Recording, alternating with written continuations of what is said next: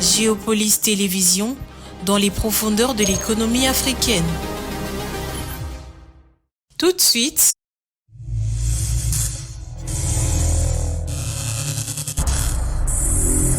bulletin.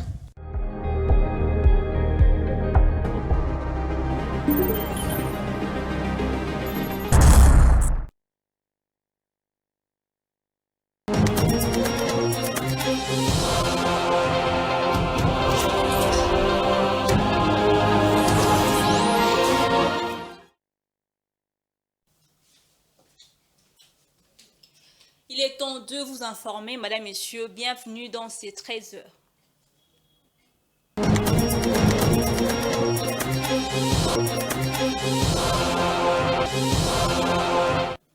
À peine réhabilité dans ses fonctions, le commissaire divisionnaire adjoint Blaise Kilimbalimba a lancé l'opération de traque de mendiants et autres vagabonds sur les acteurs principaux de la Gombe, une opération qui sera couplée avec le durcissement de la lutte contre l'incivisme routier. Patrick Ilunga. Pour la police de Kinshasa, il est question de débarrasser le centre-ville de vagabonds et autres personnes qui s'adonnent à la mendicité en pleine rue, se mettant ainsi en insécurité. Ces décisions font suite à la première réunion de commandement présidée vendredi par Blaise Kilimbalimba. Au cours de la dite réunion, le numéro 1 de la police-ville de Kinshasa a aussi évoqué plusieurs sujets, notamment le manque d'effectifs des policiers dans la capitale. À propos, le commissaire divisionnaire adjoint a instruit les commandants de retirer leurs éléments en détachement illégal. Désormais, chaque bulletin de service devra être paraphé par le commandant du groupe et signé par le commissaire provincial de la police. Outre les questions liées à la sécurité de la ville, cette réunion a également porté sur les instructions de travail données aux différents chefs d'unité, notamment sur l'intensification de patrouilles régulières, organisées et ciblées. Les agissements de la police de circulation routière ont aussi été évoqués au cours de cette réunion. Des fourrières seront disposées à travers la ville de Kinshasa pour arrêter et garder les véhicules dont les chauffeurs se rendront coupables de contraventions routières. La RDC et le Rwanda sont parvenus à un accord sur les activités et responsabilités respectives contenues dans le plan harmonisé de neutralisation et du désengagement de forces démocratiques de libération du Rwanda, ainsi que de la levée de mesures de défense de forces rwandaises RDF. C'est au cours d'une réunion interministérielle dans le cadre du processus de Luanda. Et puis l'armée congolaise et l'armée ougandaise vont poursuivre les opérations conjointes contre les terroristes d'ADF dans le Nord Kivu et en Ituri. C'est ce qui ressort de travaux de 2 jours qui ont réuni les officiers supérieurs des deux armées. Au cours de ces travaux, les officiers de FARDC et UPDF ont procédé à l'évaluation des quasi 3 années d'opérations conjointes en terre congolaise. Suivez.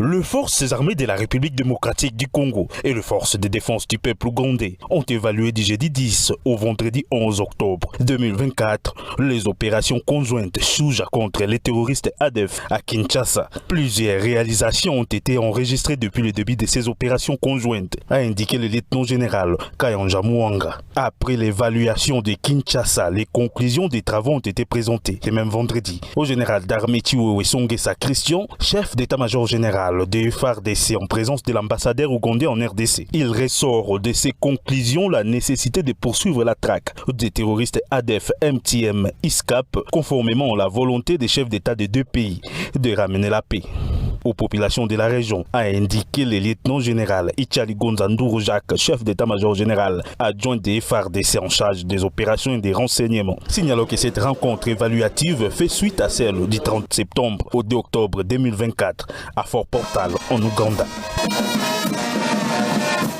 Monsieur le chef d'état-major de la force terrestre, représentant personnel du chef d'état-major général de l'armée ougandaise, mon général, ainsi qu'on fait la séance de travail en République démocratique du Congo.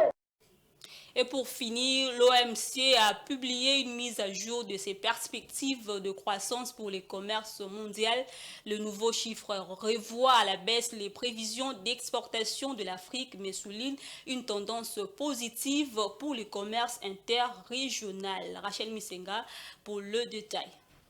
Au premier semestre 2024, la part du commerce intra-africain dans les échanges du continent est passée de 11% à 12% selon l'OMC.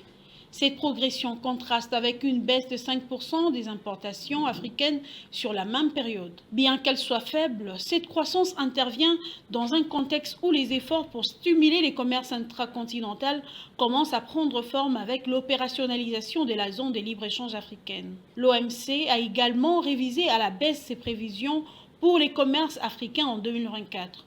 Les exportations devraient croître de 2,5% contre 5,3% initialement prévus, tandis que les importations n'augmenteraient que de 1% contre 4,4%. Pour 2025, l'organisation anticipe une hausse des exportations de 2,2% et des importations de 1,1%. Les rapports de l'OMC expliquent que cette révision découle d'une révision générale des statistiques commerciales de l'Afrique et d'un affaiblissement plus important que prévu des importations de l'Europe, principal partenaire commercial de l'Afrique. L'on précise également que les perspectives dans le commerce des services sont plus positives que pour le bien, avec une augmentation de 8% en valeur en dollars américains du commerce mondial de services commerciaux au premier trimestre 2024 par rapport à l'année précédente. Il prévoit que cette tendance se poursuive au deuxième trimestre. Voilà, c'est tout pour ces 13h, madame, messieurs. Juste après moi, vous allez suivre l'émission Géomusique avec Curtis Panda.